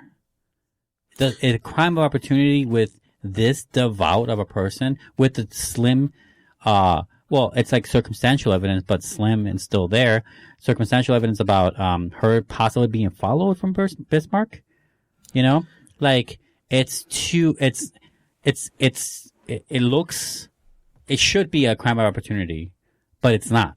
I don't think it is. I don't think it is either, which means that someone in that car is involved. In the car, well, remember, stories differed. Were they driving or were they walking? But the fight had to do about the car tire pressure. But yeah, right. Someone in that scenario. Yes. Could be. Here's something else that's weird. This is another theory I read. It's pretty far out there, so I didn't really include it. But fuck it, it's worth mentioning. 70s were a crazy time. Yeah. 60s and 70s were nuts. Listeners know by following these serial killers. Jesus. I mean, yeah, yeah. They were crazy. People are out of their fucking minds. So, on the night Arlis was murdered. People are out of their fucking minds. On the night Arlis was murdered, Yeah. A guy named Brian McCracken was walking near or past Stanford Memorial Church. Okay? McCracken claims he heard this very odd, eerie, creepy sounding flute music coming from the church. So McCracken, it's the 70s, probably high as fuck. He's like, I'm going to go check this out. Me, I keep walking. So he gets into church. You nowadays keep walking. You back then might have checked it out. I probably would have ran in. Yeah. The same. So McCracken walks into Stanford Memorial Church, and there on the altar is this skinny fucking weirdo, okay, wearing this big blonde afro, white guy, wearing a big blonde afro wig. And he's playing this silver flute with this real eerie music on the altar. Yeah. Candles are lit. McCracken claims there was a naked woman laying on the altar that looked just like the victim, Arlis Perry. McCracken said the musician looked at him, gave him this horrible, like, death stare. And McCracken's like, something weird's going on here. You know, the woman didn't look in distress, right? She was laying naked on the altar. In one story, she said that she even looked up and smiled at him, right? Buck naked, and this asshole was playing the flute. So McCracken turns around and leaves. It wasn't until a decade or two later he hears about the Arlis Perry murder. He was like, wait a minute. I was there that night. I saw this scenario. A decade later? A decade or two. Fuck you. The real kicker is that this guy who was on the altar was a Stanford Memorial marching band flutist. Oh. And today he is an incredibly popular New York composer named David Lang. You could look this up. He has a blonde afro? No, that was a wig. Remember? But he has that wig? He told... Okay. So... Yeah. Maybe I should have included this in the episode because it is kind of interesting. But... Well, you're including it now. So David Lang, look him up. He's incredible. I mean, he's a famous fucking producer. Flautist. Composer. Okay. And flautist. Yeah, and flautist too, right. So once this story came out, McCracken went to the authorities, told them what he saw the night of the murder. 20 years ago. So they arranged an interview, a fake interview with David Lang. Okay. McCracken played a role, and two investigators played roles as, like, journalists. Wow. They're to interview him. Well, they really earned their paycheck that week. Yeah, right. And you can look this up. Yeah, that's so cool. So they went and they interviewed David Lang about his music career. So David Lang's like, I'm famous. I'm going to get interviewed. Yeah. Well, the questions started turning a little bit. I bet. Like, oh, were you that? I don't know the questions verbatim, but it had to do with, one of them was the afro wig. Yeah. Did you have an afro wig, right? Or something like that. And he's like, oh yeah, I got rid of that years ago, you know, whatever. And oh, you were in the Stanford Memorial Marching Band, right? Did you ever go to Stanford Memorial Church and perform there? They said that after the interview, David Lang moved out of California, or left New York, never to return, vowed, See, I should have put this in the episode because then I would have had it in my notes. Wherever he was residing at the time. Yeah, left. Fucking left. And he never returned after that interview. You mean to that city or that country, like America? That city. Okay. That city. Wherever he was residing. So the story is, the questions they were asking, he said, fuck, they're on to me. And boom, he left, you know. That's just another theory about this case. Well, immediately, what's your first thought when you hear that? Assuming you take it at face value, what do you think David Lang, was all about there? I definitely think so. For one, this is an interdenominational church, right? Right. All are welcome. Right. So, Jesus Christ Superstar right next to Judaism, right? Right. Yeah, totally. So I can see at night, the church is like fucking party, man. Have a good time, right? Interdenominational. Everyone's welcome. So I could see McCracken actually walking in and seeing something wacky going on in this memorial church. In the 70s? Fuck yeah. In the 70s especially, right? And this McCracken guy, David Lane guy, was known to be a fucking weirdo, man, in his youth, in his college days, right? So that I could see happening, but whether it actually turned into the Arlis Kay Perry murder, I don't know. Did it really happen at all? Who knows? What if he was hired by the ritual people, much like the people in Eyes Wide Shut hired that piano player? You have to explain it. I don't remember. In Eyes Wide Shut, one of the creepiest things in it is that Tom Cruise's character knows the piano player that gets hired by this ultra secretive organization of cultists that invite him to their soirees, and he has to play the piano blindfolded for their rituals. Oh, I do kind of remember that. Okay, that's a movie now, but also we said before that movie is the closest depiction, or the closest realistic depiction of that kind of activity ever depicted in a film. Yes. And Stanley Kubrick, we all know what a nutcase, and God knows how many secrets he had and died with him. And he died before that movie came out. Yeah, he did. He died 2 weeks after he was done. With the movie, not with the, Well, he was old. And a shut-in and stuff. So a lot of problems there too. Sure. Yeah. But, and it made me think of that. It made me think of that piano player. Because the piano player is the lead that Tom Cruise's character uses to get into the party. Oh, I see. That's how he knows the house password, for example.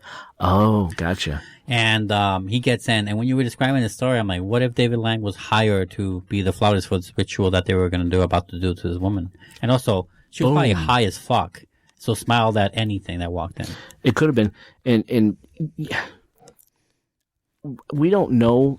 So if the connection to the Bismarck cult is true, Arlis was tied in there somehow, either willingly or unwillingly. Who knows what they did to her mind? You know. Is that something? I wonder if that's a target that's ideal for them. Someone so sheltered and devout. Well, that goes without saying. Devout, sheltered, innocent, white, pure, kind of all those words, right? Yeah. I wonder if how much of that is needed for them to be more true to their rituals, like in the sense of like a perfect sacrifice, or... Well, think of, if I could real quick, think of what's the perfect sacrifice for adrenochrome when we talked about adrenochrome. Kids. Young, pure, strong, vibrant, right? Yeah.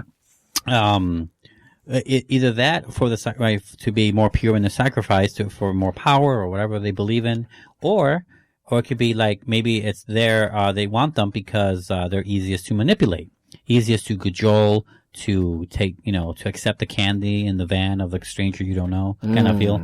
Like it could be one or the other. I could see that. I don't know how. But it does seem like that seems like a long-term plan though. And it seems like the crescendo was that night on October 12th. Which means that her walking by there or having that fight to go there or whatever may have been on her end. Right. Oh, that was her excuse to go. Right. That was her excuse to go. Exactly. I don't know. You bring up some great points, man. Right. That flautist for the cult. Yeah. To kind of kick off the opening ceremony. For all I know, that's why I got him the big break to eventually be the fucking composer and well-known You think of people in power and how they get there sometimes, like the luck of the draw. Some of these people, like you think of basketball players, right? What 5% make it out of college? Like insane. Like the chances that you'll end up in the NBA, right? And even then, if you end up in the NBA and become like really rich off it and popular or really good at it, like it's just the chances are so slim. Yeah. So beyond slim. 1% of the 1%, right? Like, maybe some of these people, they get their way in, their foot on the door in some other way, right? And you see these too in movies and other books. Sure. About like, you make deals with the devil, and those are exaggerated ways, but other times that you make deals with people who are more powerful. Yeah. And these cultists could be that, right? Man. I mean, we know there are deep-rooted ties into California based on other episodes we've done here. Some of it probably with your web spinning and San Francisco and other places. I mean, California is knee-deep in this shit. Absolutely. So why not? Right? Man. That could be something. Yeah, you're right. I'm just trying to think of. It baffles me that that I would just let the circumstances of her being in that church, that pure woman, pure in her, I mean, I'm not religious, but her devout, like that kind of person. There you go. There at the right time for all these coincidental, the time, the day, the astrological, whatever. No way. I know. No fucking way. I know. No fucking way. It's I don't crazy. believe that. So someone manipulated her there, or she was a part of it, or she was manipulated to be there, or blah, blah, blah, blah, blah. No. There's no way. You're fired up. Yep.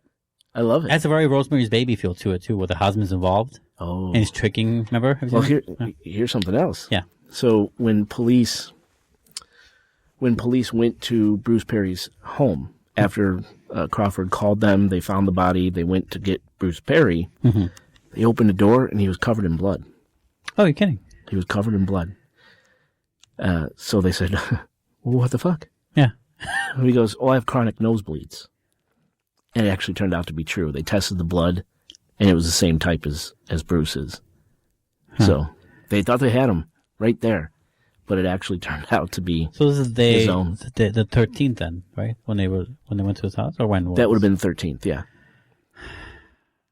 Because they immediately suspected the husband and the person who saw her last, the security guard. It's funny how you. So here's one other thing: is that when did I know you mentioned? I'm sorry if you have to go back to your notes. I'm sorry. And towards the beginning, when Crawford talks about when he shut the building down, when he closed everything, how late is the church open till? So this was about just after. What did I say? I know it's got to be nighttime, but how night? And then until Jay finds it, here enjoy this theme music. Do do do do do do do do do do do do do do do. Goodness. Do do do do do do. So 11:35, he sees her going in, sees people coming out, her going in, this mysterious sandy brown-haired guy. 12:10, he returns to lock, looks around, gives the notice that, hey, wrap up what you got going because this baby's shutting down. It was 12:10. I believe she was, because he saw her go in, never saw her come out. Place looked empty, so I believe. But if he yells that out and no one comes out, he still locks it? He locks it, yeah. Yeah, he gave it a few minutes to get any last-minute stragglers, and he locks the door. I don't have a problem with that. Maybe people did come out, but not her? No one came out. No one came out? No, the place seemed empty. But if he saw someone come in and no one come out, he didn't explain it to the cops? No, I guess not. I mean, obviously, if he was a part of it, he shot himself 20 years or 40 years later. 44 years later. Right, so, yeah. So I believe... goes without saying that he probably just locked it. By 12:10... And just said that he was looked to, right? Yeah, I believe by 12:10, she was already... I think she was already done. Dead? Yeah. I don't think so. I'm thinking no, if she walked in around 11:30. Yeah, she walked in around 11:30. Because she was... 11:30. She was... I mean... I don't know. How much can they tell back then, or how much can we tell now, based on evidence that we still have around or tissue samples? But she was raped. No. Remember. Just sodomized. No. Where were you? No. Remember. The candle thing. I remember the candle thing. They had the candle. But the semen wasn't from... No. Remember, autopsy reports concluded that she was not raped. I missed that scene. Sorry. Yeah. So is that an onlooker jacking off while the deed's being done? I don't know. It's weird, man. It's very curious. And the church is just one room, just one giant room, right? Essentially, but it's got the it's got the transepts, but you can see everything. Yeah. Right. That's why I think when Crawford went in, if this is what he really did, and he called out, hey, you guys got to wrap it up, and he didn't see anybody, that means the body's already on the floor. They could have had, well, what is that, 11:35-ish to 12:10? Yeah. It's about 40 minutes, right? Yeah. So whatever happened had 40 minutes to happen. So I think she was already done, and that would also coincide with Aleister Crowley's time of birth. 12:10, you said? 11:45. 11:45. Oh, if they want to do it just right. Right. Well, I just don't know because the door was, because no way, I don't think they would have been in and out. I mean, 11:42 p.m. Sorry, was his birth time. Because then the cops say that, or Crawford find or something, that one of the doors was opened. Yes. When he came back around before 6 a.m. and that the cops figured that it was open from the inside. Forcibly open. Yeah. Open. So whatever lock they had, they bust through it. Apparently, yes. Right. So I don't know if that means they didn't have their way after midnight, after he left up anyway. Or her death hadn't come around yet. Like if it's a ritual that lasts, I mean, what were they doing then? If Crawford was involved, why not leave that door open? Or if Crawford was involved, he was probably there the whole time. In which case, why is the door jammed? Could have been there the whole time, or he wasn't checking on it as regularly as he said he was. Right. As he should have been. Yeah, or he's covering. But why would he shoot himself? Yeah. I'm just trying to make sense because, like, if he was involved, then these guys would have the keys, or he would be there to open it, or he would get called in to come back to open it. Yeah. Why forcibly open? Even if let's say, like, maybe they'll forcibly open it so that way he doesn't get looked at. He was staging a crime scene. Right. Or if he was involved in every angle of it, he was just covering himself. Staging a crime scene, yeah. I don't necessarily myself believe Crawford did it. Like, did the stabbing with the ice pick, did the insertion of the 3-foot altar candle, God forbid. But I do think he could have been a bystander, a participant, something. Maybe he was the one that was getting off on what was happening. That's what I think. I think also the doors would have to be open, assuming you believe this guy who 20 years later confessed that he saw the flautist. The flautist, yeah. Right. Which is strange. That means the doors were open. Yes. Yeah. But that story, or at least that one door. Yeah, that story was earlier than midnight, if I'm correct. Yeah, but she was only in there. She got in there what time? 11:35. Right, 11:35, right? Yeah. So not that much later. It's all this happened in that window, you know? Yeah. Like, he's like, hey, everyone check out, and then he hears the flout, and it goes in, and this guy didn't hear the flout. The flout. The singing, or the song, sorry. The tune. I don't know, it seems very strange that it did happen indeed, or like, everything happened in that 30-minute window. Yeah. I don't know. You know, it seems like so many things, we can't buy everything in the storyline. Right. There's some things you have to not buy. What's a lie and what isn't. Yeah. It's like, here's 2 truths and 1 lie. Figure out the lie. Figure it out, yeah. Or the other way around, whatever it is. Yeah, obviously it's not enough to speculate, but I still ardently believe that either one or both of the couples know it was going to happen the whole time. That's a scary thought. Or something. Maybe not. Maybe they didn't expect that gruesome, but something like that. Wow. Like it was intentional, I'm saying. What do you think of all the symbology and the coincidences to the occult? They definitely do not seem like coincidences. I'm not 100% maybe on the time of this birth, the thing. Maybe not that, but maybe, yeah. I mean, people do crazy things over like moon cycles and time of days. Yeah. And Lexi alone, she loves that whole birth chart thing. She's really into it.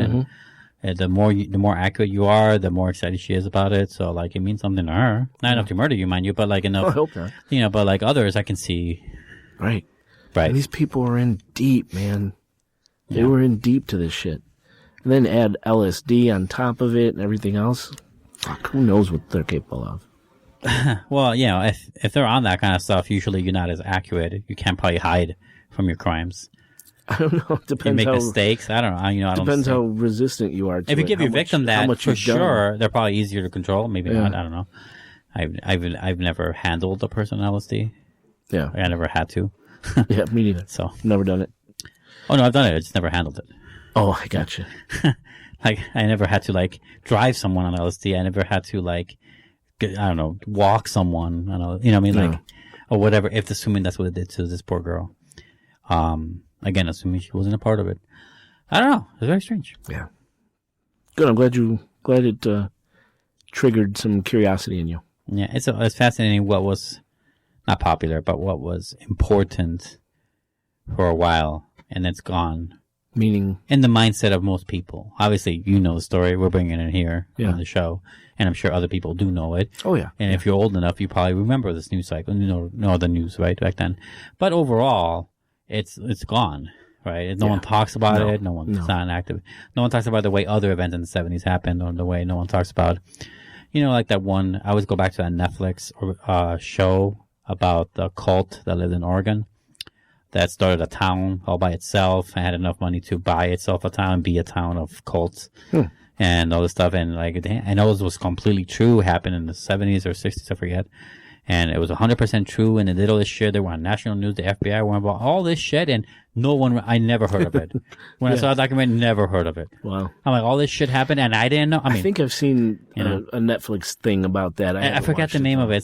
It's something, it's like a 2-word name. I don't remember. Sorry, guys. It's just gone from my head. But I remember I was fascinated by it because it's just the sheer fact that this happened. Yeah. And that it was as popular as it was, and they were like trying to poison politicians. It's like insane. So yeah. And now we don't even talk about it. Nope. Yeah. That's how this is. It's unfortunate. Yeah. But we're digging it up. Yes. Digging some of it up anyway. Digging it up and connecting it to bigger things. Yeah. All right. Anything else? I'm good. Me too. Well, listeners, hope you enjoyed the show. Check the show notes for links to these images. And in the meantime, Oscar will get in his car, start it up, warm it up. It's not that cold. Dude, it was like 19 degrees. Was it 19 degrees? And then he will... Oh, I almost said it. You almost said... I almost said it. You almost... Oh, I see. I know. Can't close the show without it. Without what? Oscar, take us home.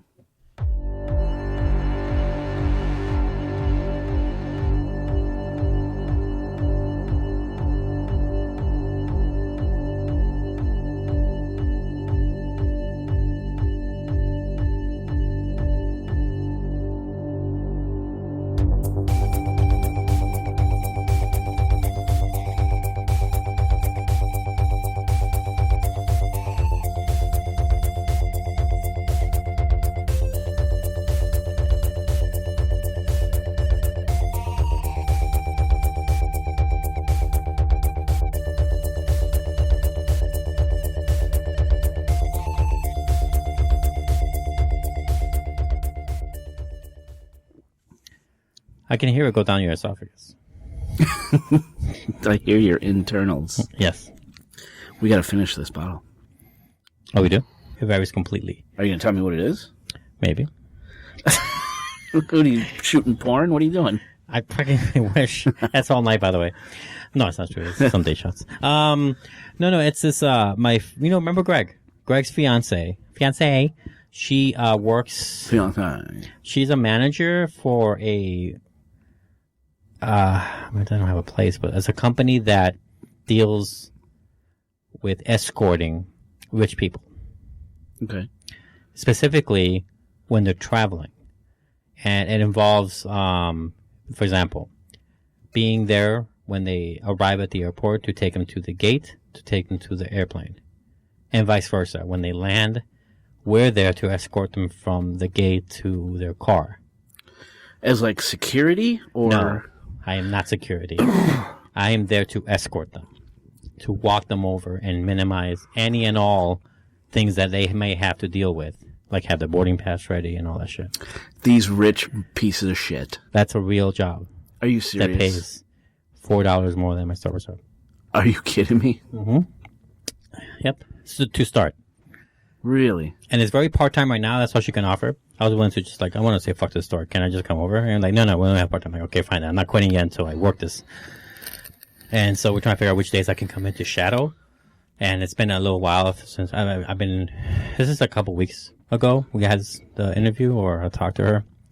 and she finally gave me some days. Like, oh, these are the next appointments we have. Which one can you make? And I gave her those 2 days that I can make. So, Rich, this is let's just save this. No, we can do it now because it'll never end. This could be the outtake. It's fine. I mean, so rich people spend probably a lot of money. Yeah, hiring her to have a peon, basically, do the mundane shit in life. Yes. Your royal penis is clean. I don't remember that scene. I remember that movie, like in bits of it. It's been so long. Yeah, they're supposed to remake it, but yeah, I guess if you have enough money, you can do whatever the fuck you want. Oh yeah, ideally. Ties into some topics we've talked about, right? For sure. Yeah, for sure. I mean, if you want, Jay, I can like casually mention like, an owl reference from the Bohemian Grove or something. Oh. I can just like, it's not like zip code, whatever zip code over there is, or whatever. I can just try to like, I don't know. It's not, whatever their statue, I don't know, whatever they worship is. Oh, the owl. Well, some people call it Moloch, but Moloch, right? I don't believe it's Moloch. But. You know, I could just drop things like that and see if they react or their ears perk. I mean, I'll get fired or killed, but if it's true, I mean. Good thing you use a pseudonym on this show. That's for sure. That's for sure. That's for goddamn sure. So you go 104th time. 4, 3, 2. Welcome to the 104th. Yeah. The 104th Airborne Battalion. Military Battalion. Okay.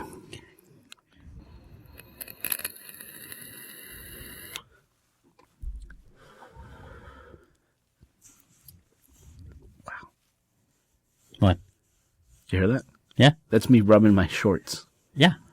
That's crazy. Loud ass shorts. Why are my shorts so loud, Mom? All right. 5, 4. Yeah. All right. Let's do it in 3, in 2. One more hit. Cut to. 3 and 2. Cut to 5 more hits. Yeah.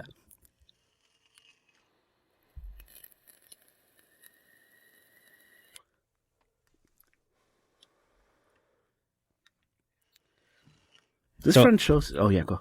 Oh. I'm gonna say it's good. It's good. Tastes like my cock. Whoa. Where'd that come from? Where am I, Joe? Yeah. Right.